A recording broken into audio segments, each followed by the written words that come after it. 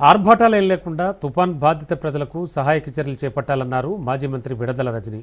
చిలకలూరుపేట నియోజకవర్గంలోని మొంతా తుఫాన్ వరద ప్రాంతాల్లో పర్యటించారు. గత 3 రోజులుగా కురుస్తున్న వర్షాలతో ముంపునకు గురైన లోతట్టు ప్రాంతాలను పరిశీలించారు. నియోజకవర్గంలోని వరద ప్రాంతాలను ఫ్లడ్ ఎఫెక్ట్ ఏరియాగా అధికారులు ప్రకటించాలని కోరారు. వరద ప్రాంతాల్లో విద్యుత్, వాటర్, డ్రైన్లు, రోడ్లు వెంటనే రిపేర్లు చేయించాలన్నారు.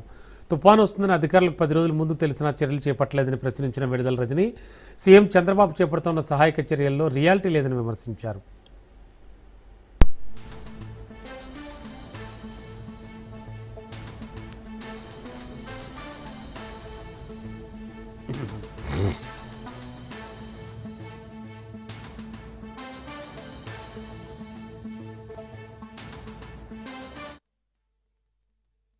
రాష్ట్ర ప్రజల్ని నమ్మించేందుకు ఏదో టెలికాన్ఫరెన్స్లని, వీడియో కాన్ఫరెన్స్లని చేస్తూ ఉన్నారు. బట్ అక్కడ చేస్తున్నంతగా గ్రౌండ్లో లేదని అనిపిస్తుంది. ఎందుకంటే స్వయంగా మేము తిరిగాము. ఇప్పుడు మేము, మా నాయకులు కావచ్చు, కంటిన్యూస్గా ఈ వర్షాలు ఎప్పటి నుంచి అయితే స్టార్ట్ అయ్యాయో అన్ని ఏరియాస్ ఎక్కడెక్కడ ఇబ్బందులు ఉన్నాయో తిరుగుతూ ఉన్నారు.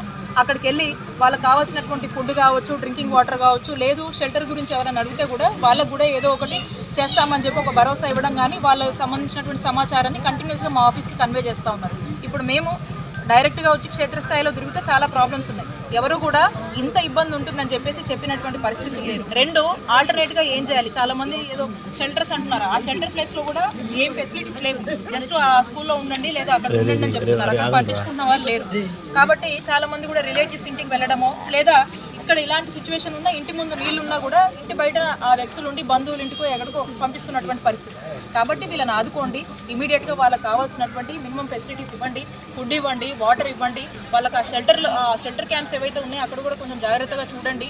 అండ్ వాళ్ళకు సంబంధించినటువంటి ఏవైనా కాంపెన్సేషన్స్ గవర్నమెంట్ నుంచి ఉంటాయో, ఇందాక చెప్పాను ఎన్యూమరేషన్స్ గురించి కానీ ఎవరు మాట్లాడలేదు. వాటి గురించి మాట్లాడి తక్షణమే స్పందించి కాస్త అమౌంట్ పెట్టి ఇమీడియట్గా ఆ కొద్దో గొప్ప ఖర్చు ఏదైతే ఉందో ఆ ఖర్చు పెట్టి ఇమీడియట్గా వీళ్ళందరినీ కూడా ఆదుకునేటువంటి ప్రయత్నం చేయండి అని చెప్పి రాష్ట్ర ప్రభుత్వం మేము చెప్తా ఉన్నాము.